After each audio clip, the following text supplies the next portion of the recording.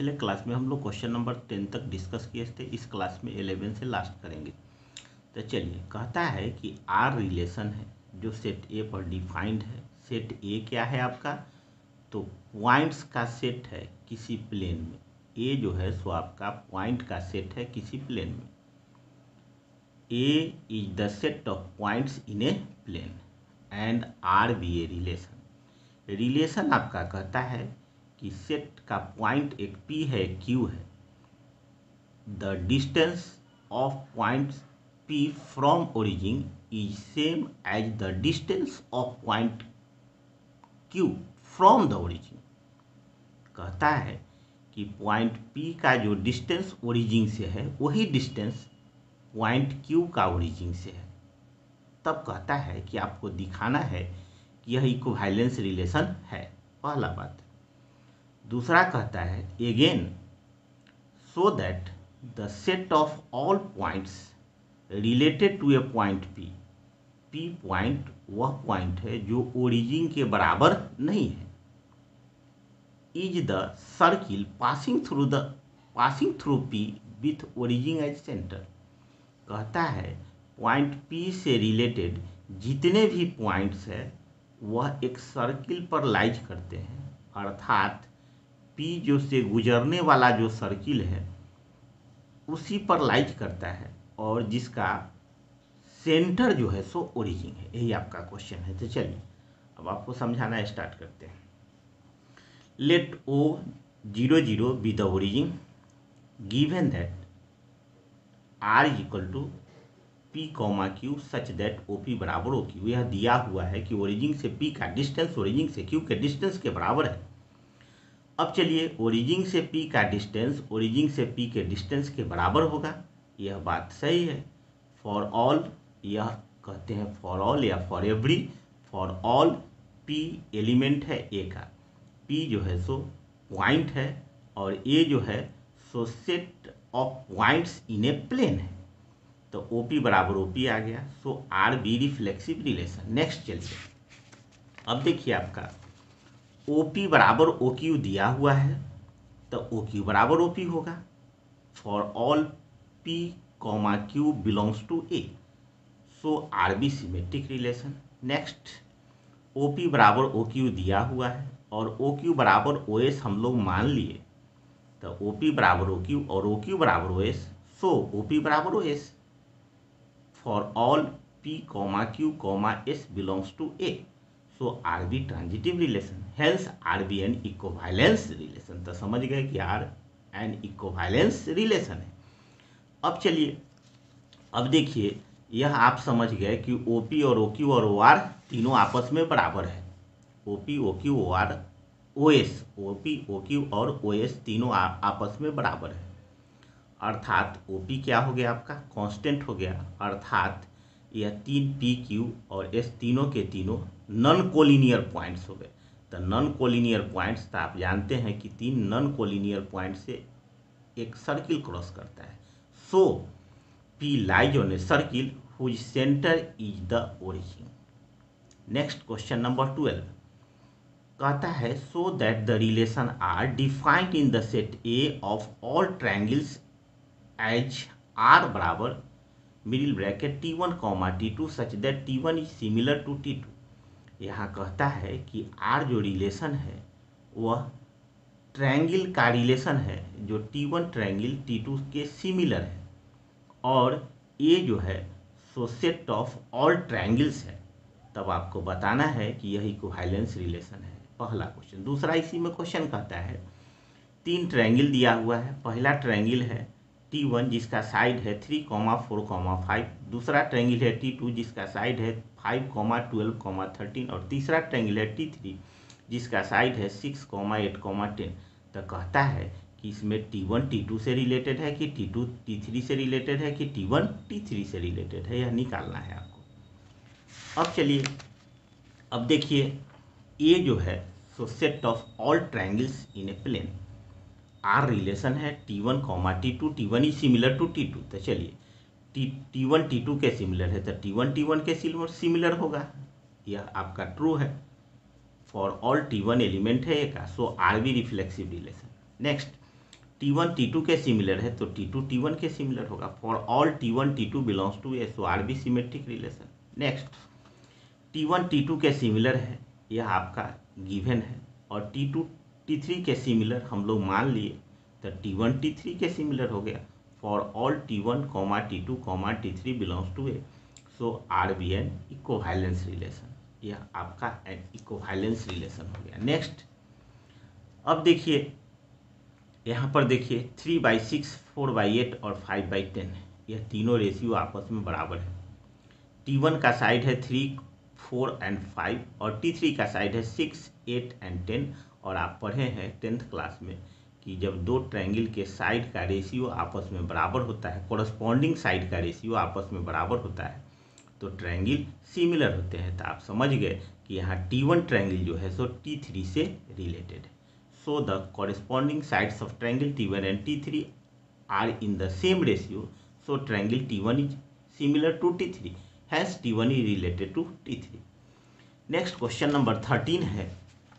यह आपका कहता है कि R जो रिलेशन है वह डिफाइंड है सेट ऑफ ऑल पॉलीगन्स, और सेट ऑफ ऑल पॉलीगन्स आपका कैपिटल A है, और रिलेशन कहता है कि P1, P2 such that P1 and P2 have same number of sides. एक पॉलीगन P1 है, दूसरा पॉलीगन P2 है, इनके भुजाओं की संख्या आपस में बराबर है। कहता है कि यह आपको बताना है कि यह इक्विवेलेंस रिलेशन है, पहला। दूसरा कहता है what is the set of all elements in A. Set A का ऑल एलिमेंट्स आपको निकालना है related to the right angles triangles, जो राइट एंगल ट्रायंगल्स T से रिलेटेड है, जिसका साइड है 3, 4 एंड 5। तो चलिए, given that P1, P2, P1 and P2 have same number of sides, P1 और P2 के भुजाओं की संख्या आपस में बराबर है। So number of sides of P1 is equal to number of sides of P1, which is true for all P1 element है ए का, so R be reflexive relation. Again P1 and P2 have same number of sides, so P2 and P1 will also be same number of sides for all P1 and P2 belongs to A, so RB symmetric relation. Next, P1 and P2 have same number of sides given है, और P2 and P3 have same number of sides हम लोग suppose किए। तो P1 और P2 के side की संख्या बराबर है, P2 P3 के साइड की संख्या बराबर है, तो P1 P3 के साइड की संख्या बराबर होगा, so RB transitive relation, hence RB an equivalence relation.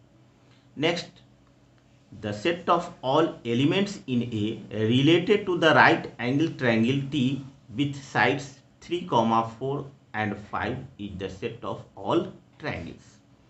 Next question number 14 है। यह आपका कहता है L जो है so set of all lines in XY plane, L with the set of all lines in XY plane are with the relation which is defined as L1, L2, L1 is parallel to L2। यहाँ L1, L2 जो है सो lines का set है XY plane में, L जो है सो lines का set है XY प्लेन में, और L1, L2 लाइन है XY प्लेन में। अब कहता है कि दिखाना है कि यही इक्विवेलेंस रिलेशन है। नेक्स्ट क्वेश्चन कहता है कि find the set of all lines related to the line y equal to 2x plus 4।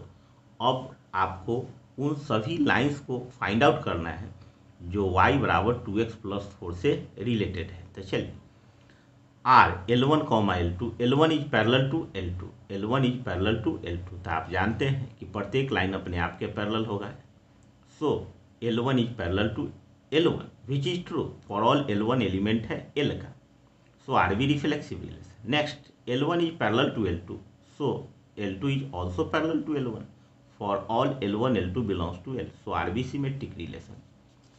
Next, L1 is parallel to L2 given है, L2 is parallel to L3 हम लोग suppose कर लिए, then L1 is parallel to L3 for all L1 L2 L3 belongs to capital L, so RB transitive relation, hence RB an equivalence relation. हम लोग 11th class में पढ़े हैं किसी लाइन के पैरेलल लाइंस का इक्वेशन जो होता है तो स्लोप आपस में बराबर होते हैं। तो इस लाइन के पैरेलल अनगिनत लाइन का हमको इनफाइनाइट लाइंस का इक्वेशन फाइंड आउट करना है। तो इसका स्लोप और जो निकालेंगे उसका स्लोप बराबर होगा। तो ये 2x ज्यों का त्यों रहेगा, ये y ज्यों का त्यों रहेगा, और ये कांस्टेंट के जगह पर कोई कांस्टेंट लिख देंगे। So the set of all lines related to the line y equal to 2x plus 4 is y बराबर 2x plus C, where C be any real number. अब जितना भी रियल नंबर होगा उन सबों के लिए यह जो लाइंस निकलेंगे वे सभी के सभी लाइंस इस लाइन के पैरेलल होंगे। नेक्स्ट क्वेश्चन नंबर 15, यह ऑब्जेक्टिव क्वेश्चन है आपका। यह आपका सेट है जिसका एलिमेंट है 1, 2, 3, 4 और आर रिलेशन है। यह है आपका 1, 2, 2, 2, 1, 1, 4, 4, 1, 3, 3, 3, 2। यह आपको पूछ रहा है कि यह रिफ्लेक्सिव एंड सिमेट्रिक है लेकिन ट्रांजिटिव नहीं है, रिफ्लेक्सिव एंड ट्रांजिटिव है लेकिन सिमेट्रिक नहीं है, सिमेट्रिक एंड ट्रांजिटिव है लेकिन रिफ्लेक्सिव नहीं है, और चौथा कहता है आर्यन इक्विवेलेंस रिलेशन। तो चलिए अब एक एक करके हम लोग देखना स्टार्ट करें। तो चलिए अब देखिए इसमें 1, 1, 2, 2, 3, 3, 4, 4 होगा तो यह रिफ्लेक्सिव होगा। तो 2, 2 है, 1, 1 है, 4, 4 है, 3, 3 है, तो यह आपका रिफ्लेक्सिव हो गया। अब चलिए प्रत्येक एलिमेंट का अपोजिट देखिए। तो 1, 2 का अपोजिट इसमें नहीं है, तो आप समझ गए कि यह सिमेट्रिक नहीं होगा। अब चलिए आप ट्रांजिटिव देखिए। तो 1, 2, 2, 2 है, तो 1, 2 है, तो यह आपका ट्रांजिटिव हो गया। नेक्स्ट चलिए अब देखिए 2, 2 है, 2 से कोई रिलेटेड आगे नहीं है तो उसको छोड़ देंगे। 1, 1 है, 1 से रिलेटेड 1, 3 है, तो 1, 1, 1, 3, तो 1, 3 है, तो 1, 3 है। अब चलिए 3, 3, 3, 2, तो 3, 2 है। अब चलिए 1, 3, 3, 3, तो 1, 3 है। मतलब कि जो एलिमेंट जहाँ अंत करता है वहाँ से जो स्टार्ट होता है और फर्स्ट और थर्ड के बीच रिलेशन है तो ट्रांजिटिव होगा, और नहीं तो ट्रांजिटिव नहीं होगा। तो यह ट्रांजिटिव के सभी नियमों का पालन करता है। तो आप समझ गए कि यह रिफ्लेक्सिव एंड ट्रांजिटिव है लेकिन सिमेट्रिक नहीं है। तो चलिए reflexive and transitive but not symmetric, यह आपका बी हो गया। इस बात को हम यहाँ नीचे डिटेल में बता दिए। 1 रिलेटेड है 1 से, फॉर ऑल 1 एलिमेंट है का, दैट इज ए रिलेटेड है से, फॉर ऑल ए एलिमेंट है का, so R be reflexive relation. 1 related है 3 से बट 3 नॉट रिलेटेड है 1 से, या इसी को कहेंगे 1 रिलेटेड है 3 से डज नॉट इम्प्लाई 3 रिलेटेड है 1 से, फॉर ऑल 1, 3 एलिमेंट है का। अब समझ गए कि यह आपका सिमेट्रिक नहीं है। आप ट्रांजिटिव देखिए। So R be not symmetric. 1 related है 2 से, 2 रिलेटेड है 2 से, तो 1 रिलेटेड है 2 से, फॉर ऑल 1, 2 एलिमेंट है का, दैट इज ए रिलेटेड है बी से एंड बी रिलेटेड है सी से, इम्प्लाइज ए रिलेटेड है सी से, for all A B C element है का, so R be transitive relation. तो आप समझ गए कि इसका आंसर बी होगा। नेक्स्ट क्वेश्चन है, यह भी आपका ऑब्जेक्टिव क्वेश्चन है। यह क्वेश्चन कहता है कि आर रिलेशन है जो सेट ऑफ नेचुरल नंबर पर डिफाइंड है। आर क्या कहता है, A comma B such that A is equal to B minus 2। अब यहाँ कहता है कि बी का वैल्यू 6 से बड़ा लेना है। तो 6 से बड़ा लीजिए 7। तो चलिए बी का वैल्यू 7 लिए तो ए का वैल्यू 5 आ गया। तो देखिए 5, 7 इसमें कोई है कि नहीं है, तो नहीं है, तो ये छोड़ दिए।